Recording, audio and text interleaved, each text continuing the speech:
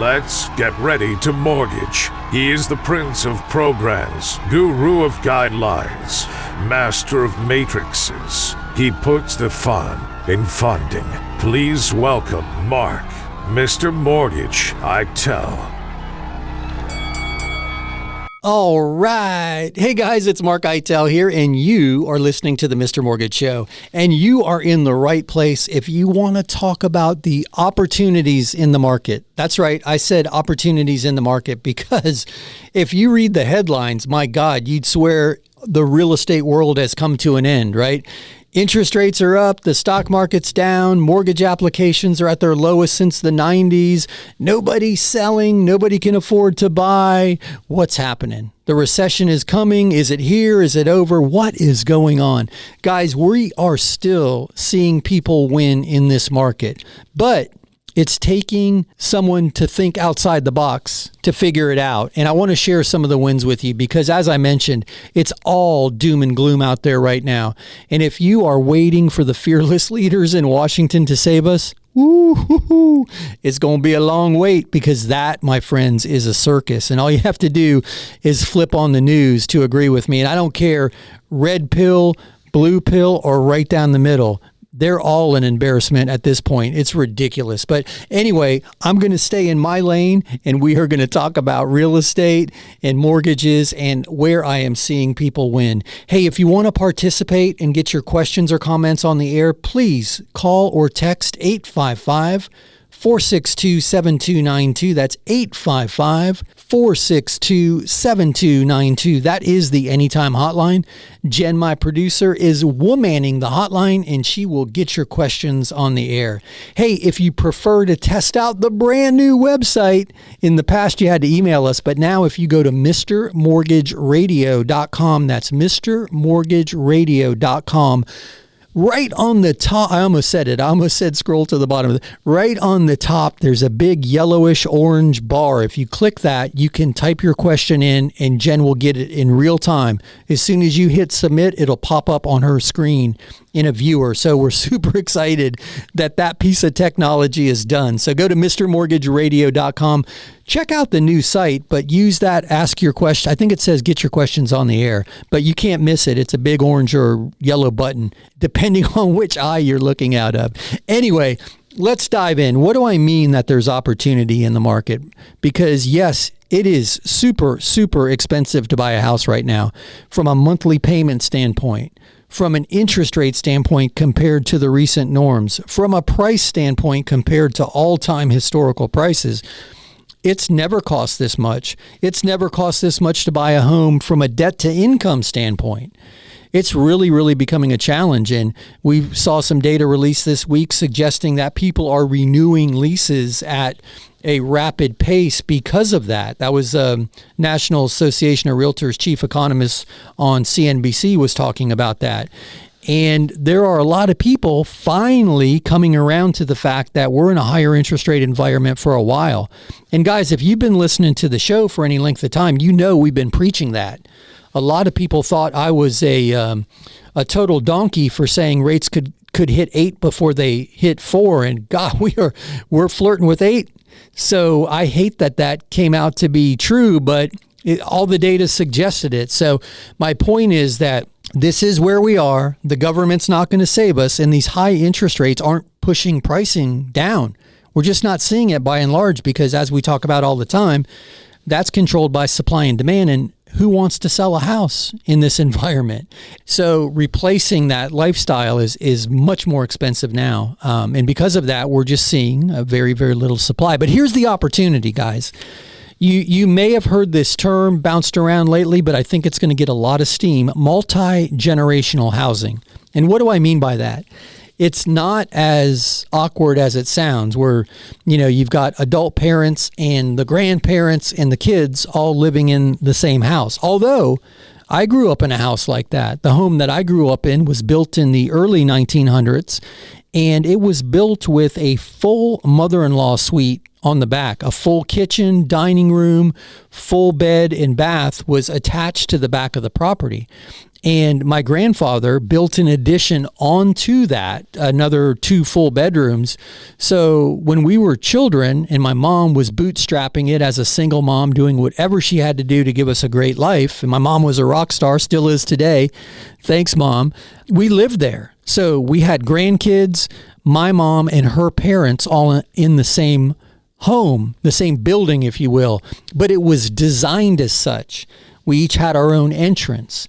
It didn't feel like we were living with our grandparents until we needed our grandparents. They were just right there. Well, guys, that's catching steam again. California has changed a bunch of their zoning regulations to accommodate these ADUs. You'll hear that term a lot, accessory dwelling unit. And it's essentially a tiny house on a city lot. You know, in the past, these lots were too small for a second structure, and they're making it achievable where you can now build a 400, 500, 600 foot structure on the property. And now you've got essentially a studio apartment or a 1-bedroom, 1-bath apartment on the property to try to ease this. Well, guys, imagine this for a minute. And this is a true story. Just talked to a woman this week, and they're doing this right now. Her father-in-law, her husband's dad, is at the point in life where he needs help, but he's not assisted living facility candidate yet. He still wants to have his freedom and his independence. He just needs somebody to look in on him. So they're buying a property together. So the husband and the wife and the father-in-law are pooling their resources and buying a property, meaning they're all going on the loan because dad has income. He's got a pension. He's got Social Security. They're all going on the loan together, and they found a property with a full built-out, beautiful basement apartment. And on the main level, it's a beautiful 2-bedroom, 2-bath house with a den. The adult children are going upstairs, and dad is going out in this walkout basement apartment. And guess what, guys? When dad dies, the kids are going to maintain ownership of the property because they're on the deed as joint tenants with right of survivorship. They're all on the loan together. So they're not going to have to settle dad's estate when it comes to the real estate. They already own the real estate. It's homesteaded as a primary residence. So there's tremendous benefit there. And we're seeing builders start to get on board with this and build homes with additional suites with a separate entrance, or as I mentioned, that ADU component where there's essentially a tiny home built on the property at the same time that they're building the home. So people are starting to come around to this idea where the multi-generational housing can accommodate some of the pressure that we're seeing in the market because, you know, many hands make light work. So if the parents and the adult children are on the loan together, paying for it together, it's easier to qualify. And guys, I'll throw this out there. You're in your 50s, your son is in his 30s, and your parents are in their 70s or 80s. Imagine buying a 3-unit property together, and everybody's got their own place, and everybody qualifies together, and it's a primary residence because you can do that up to 4 units as a primary residence. So I think this whole multi-generational thing is going to get traction. And as I mentioned, it's not a new concept. I grew up in a house that was built from scratch in the early 1900s with that in mind. And I think we're going to see more and more of it. So I just think it's a sign of the times, and it's one place people are winning. There's other places that people are winning that we're going to share on this week's show. But you hear the music, you know what that means? That's my cue. We'll be back in a few. Sit tight on the other side of this very short break. We'll be back with more of the Mr. Mortgage Show. Raise your hand if you are freaked out by what's happening in the banking world. Well, no, put your hands back on the steering wheel. It's all starting to feel like a house of cards. And what about that $17 billion, yes, billion with a B, dollars worth of bondholder money that was lost in that Credit Suisse takeover? Right now, I'm hearing more and more people talk about a flight to safety, and they're looking at gold and silver and other precious metals, but also rental property. Yep, income-producing rental property is starting to become sexy again. Guys, we've got an amazing loan program called the Landlord Loan. It's an easy way to acquire rental property. If you've got good credit and the assets, we don't even look at your personal income. We look at the income produced by the property. Assuming that it supports the debt, boom, you're a landlord. Check us out at MrMortgageRadio.com. That's MrMortgageRadio.com. My name is Mark Eitel, NMLS 1929005, and my team and I are here and happy to help. Check us out at MrMortgageRadio.com.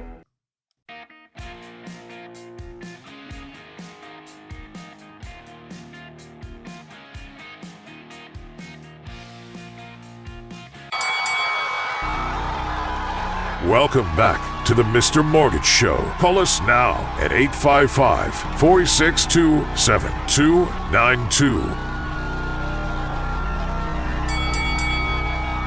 All right, we are back. My name is Mark Eitel, and you are listening to the Mr. Mortgage Show. Guys, if you have questions or comments, you can call or text 855-462-7292. That's 855-462-7292. That is the Anytime hotline.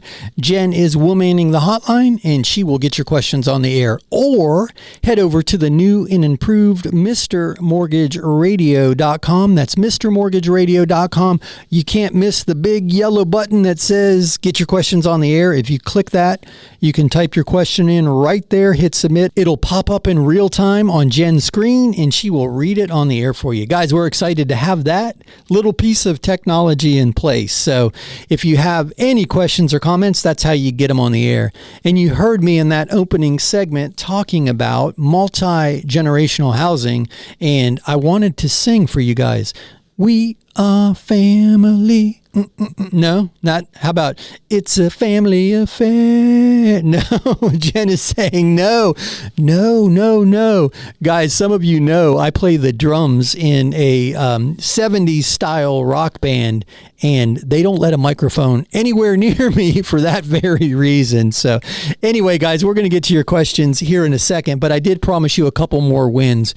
Another place we're seeing people take advantage of all of the equity that they have, that they never dreamt they would have because of all of this rapid appreciation, is the reverse mortgage. And guys, if you know my story, you know how I got involved in reverse mortgages. They're a big part of our practice, and the reverse mortgage is close to my heart. That being said, people have all of this equity, and instead of waiting until they die and leaving it to their kids and grandkids and hoping that the kids and grandkids act responsibly, a lot of people are warming to the idea that a reverse mortgage, pulling some of that equity out of the property and gifting that to their grandchildren for a down payment, or paying for their grandchildren's college education, or helping their adult children with whatever, buying an investment property, paying off debt. My point is, a lot of people like the idea of controlling how that equity is used instead of just hoping for the best, because I talked to a couple the other day that aren't very confident in their adult children's ability to manage the wealth to a point that it's going to make it to the grandkids, and they don't want to trust the grandkids with lump sums either, or go through the headache of setting up a liquidation schedule. So they're just going to gift them the money for a home. So anyway, guys, I just wanted to throw that out there because it is so doom and gloom out there right now. But these housing values do equate to a tremendous opportunity in the form of equity if you need it or you've got a strategic plan for it. So I just wanted to throw that out there. But speaking of throwing it out there, let me throw it over to Jen, and let's get some questions on the air. Hey, Jen, go ahead and throw me a question. Brianna sent this. You were talking about parents and adult children buying together. This might make sense for us. What happens when the parent dies? Will we have to refinance? Hey, Brianna, that is a great question. And no, you won't. That's what I love about this idea.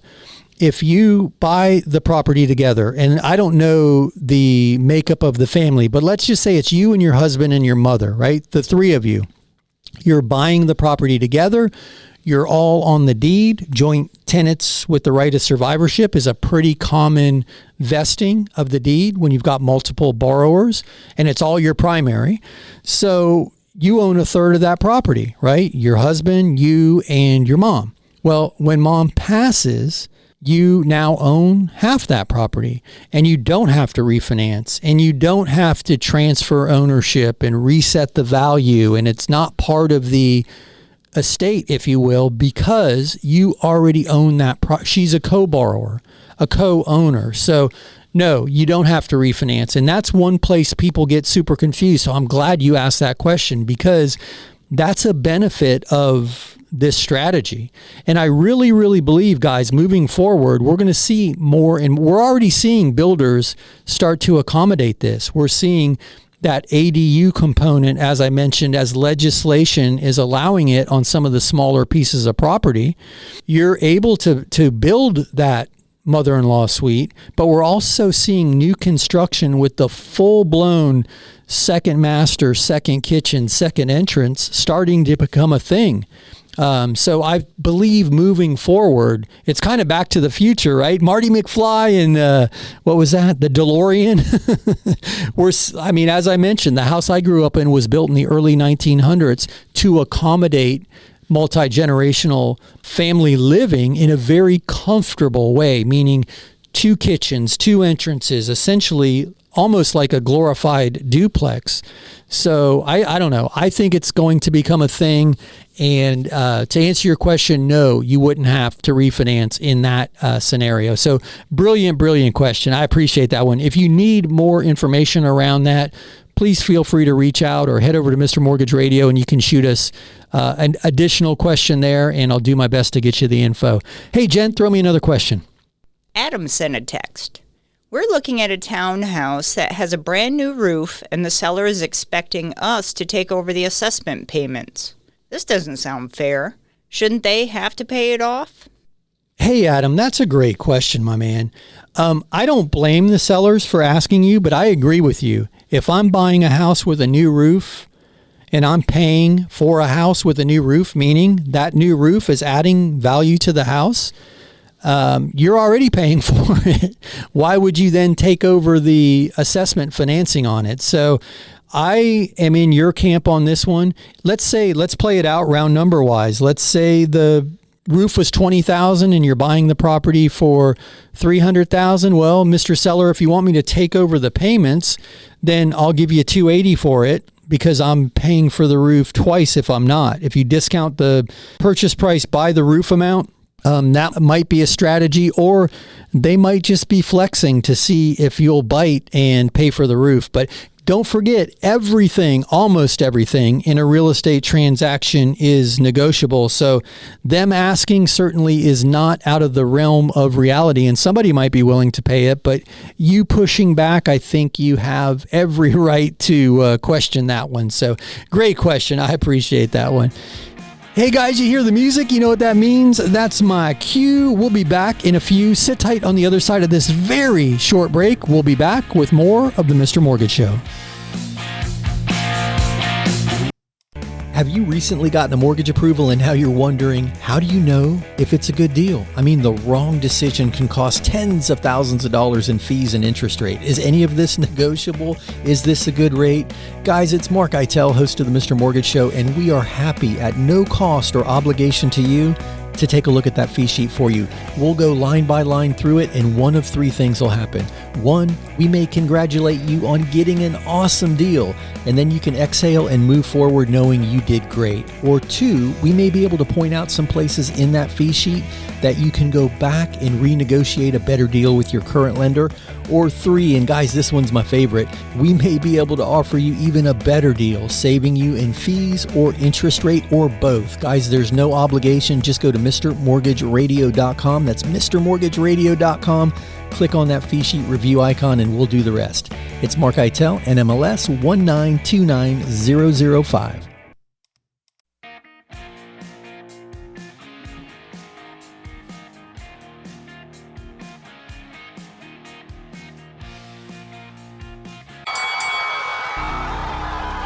Welcome back to the Mr. Mortgage Show. Call us now at 855-462-7292.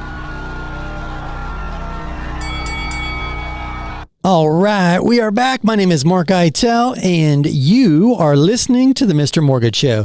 Hey, thanks for spending a bit of your day with us. We always enjoy our time together. And if you have questions or comments, call or text 855-462-7292. That's 855-462-7292. That is the Anytime hotline, and Jen will get your questions on the air as she is womaning the hotline. She's also watching for questions submitted via the brand new MrMortgageRadio.com. That's MrMortgageRadio.com. You can't miss the big orange button that says get your questions on the air.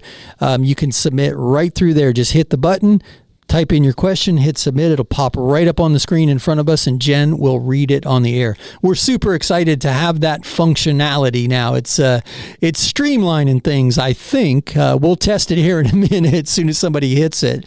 But we're excited to have that. And check the site out. We've kind of cleaned it up, organized things. You'll find links to everything that we talk about on the show. On the bottom of the page is the Facebook link. We post all the articles and all the data that we use each week to that Facebook group. So you can find everything at MrMortgageRadio.com. But hey, that's enough about the website. Let me throw it over to Jen and get to some more questions. We've had some good ones so far. Let's keep them rolling. Go ahead, Jen. Tanya used the website form for this one. What is the name of the wedding registry app for down payment gifts? Hey, that's a great question, Tanya. And thanks for using the website link. Tested and it's working. All right. I'm going to post all of them to the Facebook group because there are a few. And if you're curious what we're talking about, I think it was week before last, we talked about wedding registry apps. So instead of asking for bread makers and extra china, who has a china cabinet anymore, right? We're in the tiny house van life generation. How about asking your wedding guests to gift a portion of your down payment? And that's what's cool about these apps, guys. In the past, collecting $50 from this person or $75 from that person and documenting it all with gift letters and the paperwork necessary, man, that wasn't happening. It was a nightmare. Well, these apps have certainly simplified things, and some are better than others, and we're going to rank them and post them, but they do the documentation for you. So your wedding how about this one, guys? How about do an intimate wedding, live stream it on Facebook, so your guests don't even have to travel. You don't have to go to all of the expense, or your dad doesn't have to go to all of the expense of a big extravagant wedding, and then encourage everybody in lieu of a traditional wedding registry. You set it up so that people can contribute to your down payment. What an amazing opportunity. Technology has certainly made that easier and obtainable. I love the idea of a live streamed wedding. You could even have somebody in the wedding party going up and down with the phone so everybody gets a chance. Like the greeting line, you could greet all of your guests via the live stream. Do FaceTime. There's got to be an app for all of that. Anyway, I'm getting sidetracked. If there's not an app for it, maybe we should invent one. Oh, who am I kidding? It took us a month to get the question button up on the website, but somebody out there can invent a live stream wedding app and then couple that with this gift of down payment strategy, and you might have something there. So check out the Facebook group. We'll post that when we get off the air, so it will be on there for everybody to see. But great question. Hey, Jen, toss me another one. Shelley is asking, how does the equity line feature work with a reverse mortgage? We're a little nervous about the economy. It may be nice to have it if we need it. Hey, that's a great question. The cool thing about the equity line component, if you will, it's an account that the funds are placed in that you have access to. So it's not truly like an equity line, but the cool thing is it earns interest. So that line is growing each month. So it's really a powerful tool. I talked to a gentleman. He paid all his closing costs up front and put everything available to him in that equity line component of the reverse mortgage. Well, if the interest rates are 8% and we see the headlines where rates are going, well, he's earning interest at that same rate. So if his interest rate is 8%, that equity line is growing at 8%. there's a lot more to reverse mortgages. People have this negative connotation that they're predatory and I'm going to lose my house. I'm going to owe more than it's worth. There are some very creative strategies around the reverse mortgage, and that equity line component of it is just one of them. So you can take all of the equity available to you in a lump sum. You can take it in monthly payments, or you can put it in this credit line feature, if you will, or a combination of the three. But the unused funds in that equity line earns interest. And a lot of people don't realize that. So great question. I would love to walk you through the reverse mortgage in detail if you'd wish. But that's a great question. I appreciate it. Check out MrMortgageRadio.com and click on that More About Reverse button if you want to start the conversation. Thanks again for that one. Hey, Jen, throw me another question. Timothy sent this one. My mom recently deeded her house to me so we can avoid probate in the future. I'd like to pull some equity out for repairs. How long do I need to own the home before I can do this? I'm the only one on the deed. Hey, Timothy, that's a great question, my man. Typically, it's 12 months. There are some loans that will allow 6-month title vesting.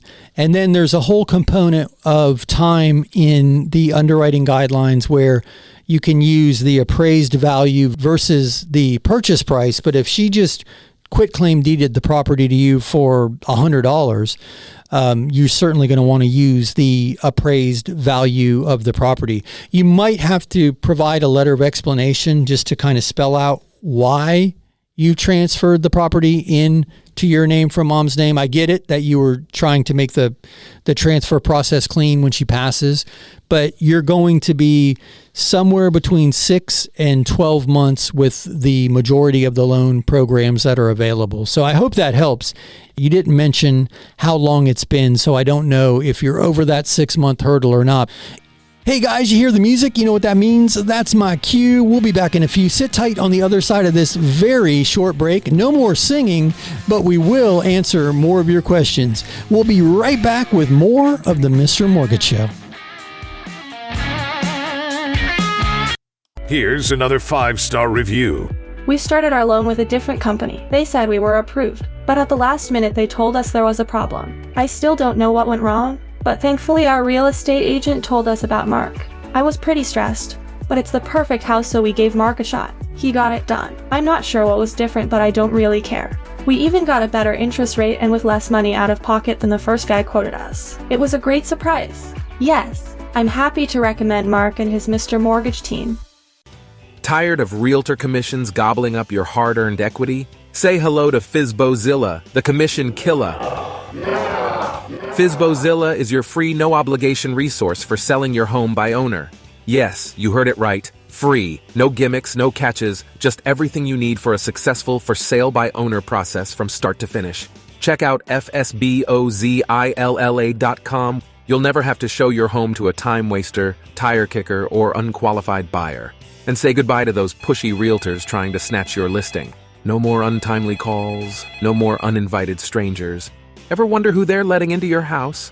Grab your free copy of the book, FSBOzilla, the Commission Killer, today. Keep your equity where it belongs, in your pocket. Sell it yourself, save thousands. Visit FSBOzilla.com. FSBOzilla, the Commission Killer.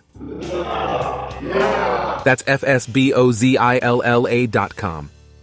Hey, it's Mark Eitel, host of the Mr. Mortgage Show, and I'm going to interrupt this commercial break to ask you for a favor. If you know any friends, family, coworkers, or the guy in front of you at the grocery line who's talking or thinking about buying or selling or refinancing real estate, I'm hoping I can count on you to help me spread the word, introduce them to me, to the team. You can do that by simply sharing MrMortgageRadio.com. That's MrMortgageRadio.com. Guys, it's Mark Eitel, NMLS 1929005. Now, back to the commercials.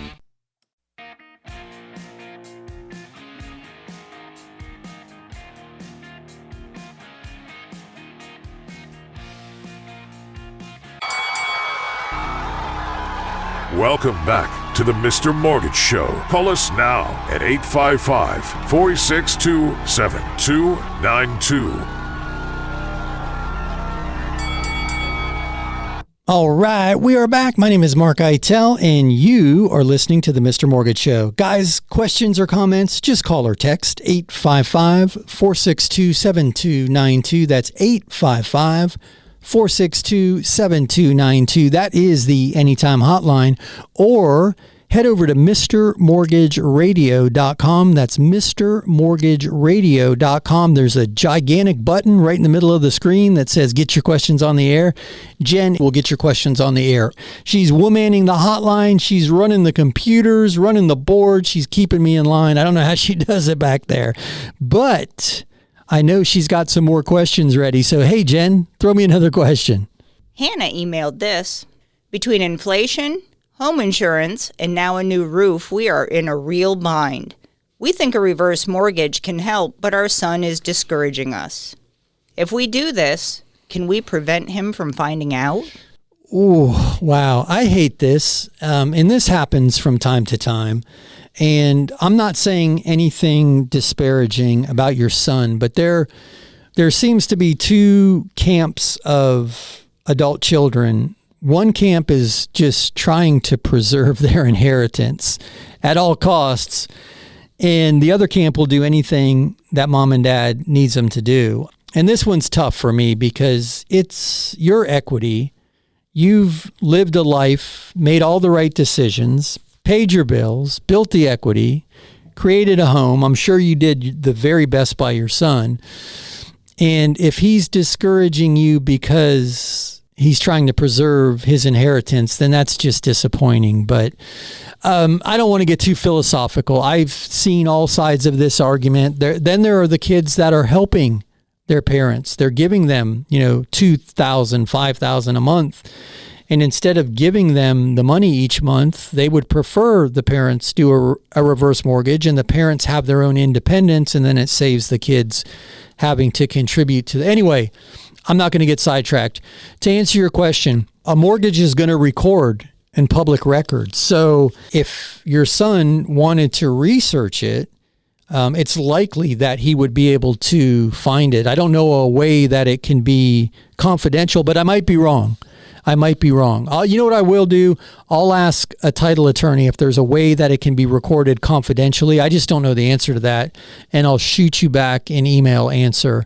But you don't need to involve your children in the application process. That's completely up to you. But from the standpoint of the mortgage being recorded and the lien being recorded, if somebody searched public records, they would see whatever the mortgage company is with a new mortgage on there. And, it wouldn't take much for them to figure it out from there. So I don't know how you lock it up in confidentiality from your son, but you wouldn't need to involve him in the application process. But I hate that you're in this position.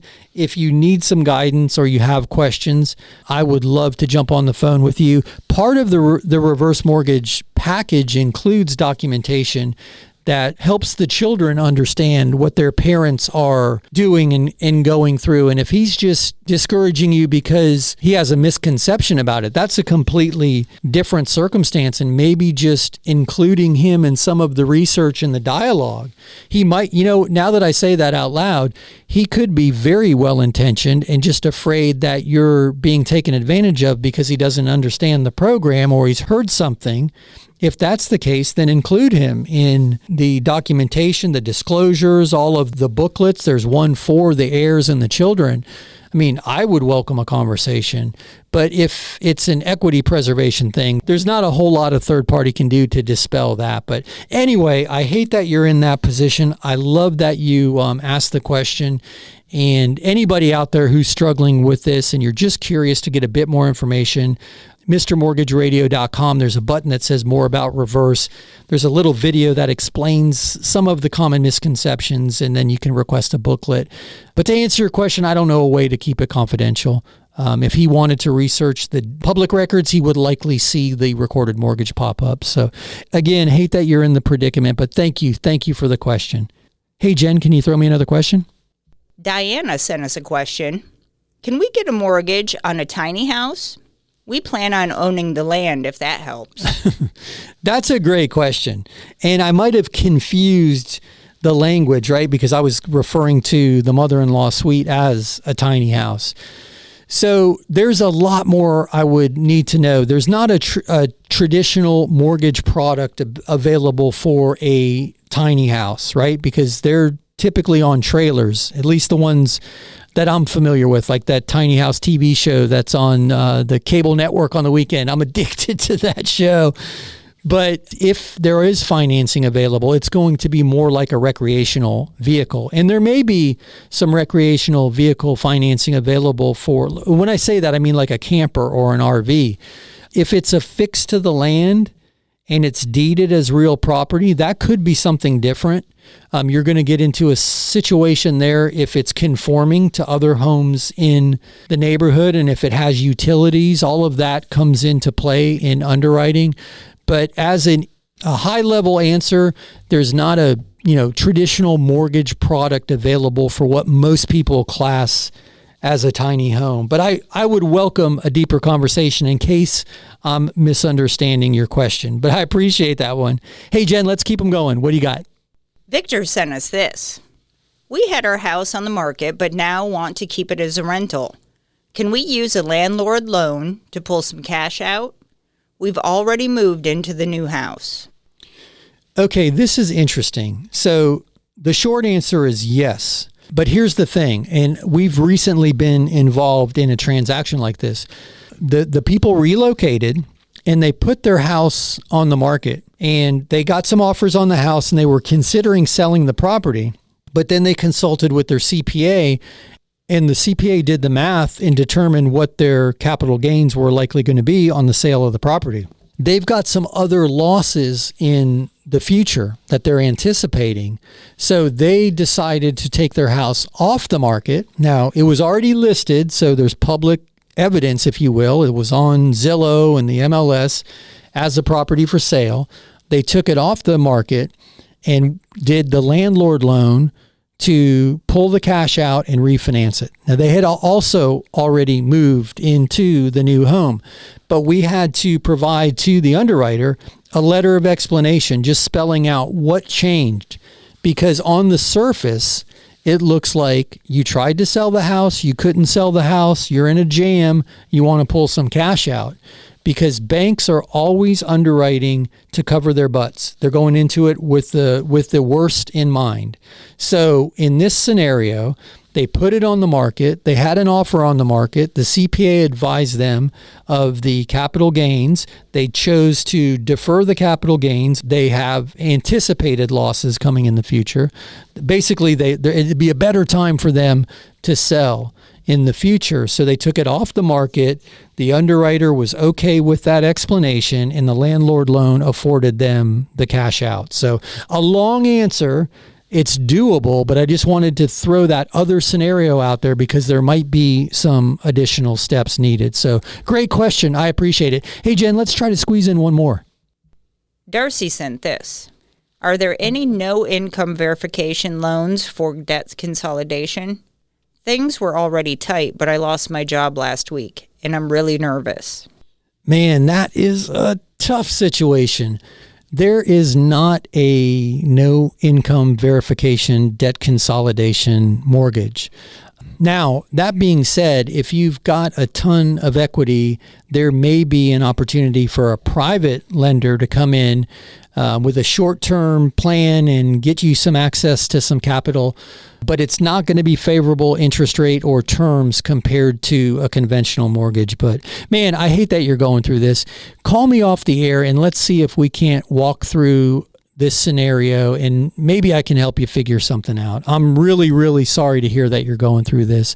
But guys, if you feel that there is trouble on the horizon, don't wait until it's too late. You might find that you're boxed into a corner without many choices. So, and I know it's unlikely that you saw this coming, but I'm just using this as a moment to kind of reflect. And, getting money is easy when you don't need it. Sometimes when you need it, it's hard to get. So anyway, I hate that this is happening, but I look forward to talking off the air and maybe we can figure something out. Guys, you hear the music? You know what that means? We have wrapped up another week of the Mr. Mortgage Show. This one on a slightly somber note, and I hate that, but don't worry, we are going to dive into that one off the air, and maybe we can figure something out. Hey guys, if you need us during the week, head over to the new and improved MrMortgageRadio.com. That's MrMortgageRadio.com. One more time for the kids in the back. MrMortgageRadio.com. Otherwise, tune in next week right here, same time, same station, and Jen and I will be back with more of the Mortgage Mayhem. Guys, have an amazing week. We'll see you next week. Be good. That's a wrap. Join Mark Eitel next week for more thrilling, edge-of-your-seat discussions about real estate and mortgages right here on The Mr. Mortgage Show.